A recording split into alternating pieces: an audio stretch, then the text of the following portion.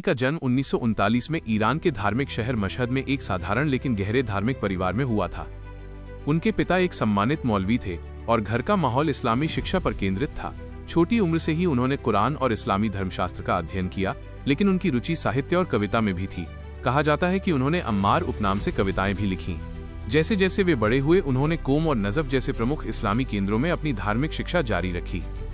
ये वो समय था जब ईरान में शाह मोहम्मद रजा पहलवी के शासन के खिलाफ विरोध बढ़ रहा था।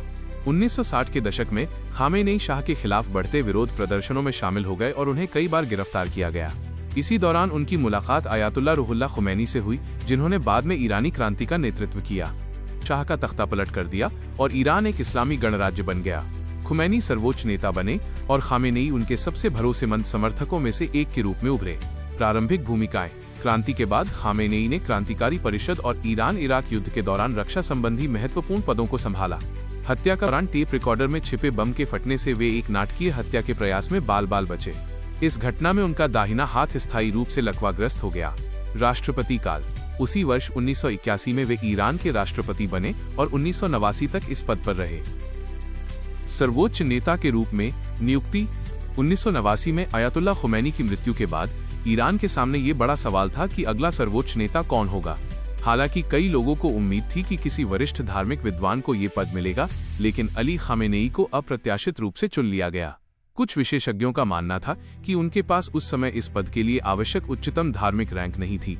फिर भी राजनीतिक गठबंधनों और सत्ता के समीकरणों ने उनकी नियुक्ति सुरक्षित कर दी।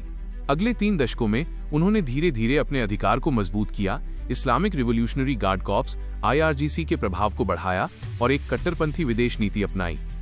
उन्होंने ईरान के परमाणु कार्यक्रम को राष्ट्रीय सुरक्षा रणनीति का केंद्रीय तत्व बनाया। नेतृत्व में अमेरिका और ईरान के बीच तनाव बना रहा, जबकि ईरान ने लेबनान, सीरिया, इराक और यमन जैसे देशों में अपने सहयोगियों के माध्यम से क्षेत्रीय प्रभाव का विस्तार किया। खामेनेई ने प्रतिबंधों और विदेशी दबाव के बावजूद ईरान की संप्रभुता की रक्षा की और देश को मजबूत बनाए रखा। आलोचक। उनका दावा है कि असहमति को अक्सर दबाया गया है। 1999 के छात्र विरोध, 2009 के ग्रीन मूवमेंट और 2019 के प्रदर्शनों को बलपूर्वक कुचला गया। एक साधारण मौलवी से मध्य पूर्व की सबसे शक्तिशाली हस्तियों में से एक बनने तक का अली खामेनेई का सफर एक असाधारण राजनीतिक उदय को दर्शाता है। लगभग 4 दशकों तक ईरान की राजनीति, सैन्य रणनीति और अंतर्राष्ट्रीय संबंधों को आकार देने के बाद उनकी विरासत पर बहस जारी है, लेकिन यह सर्वमान्य है कि उनके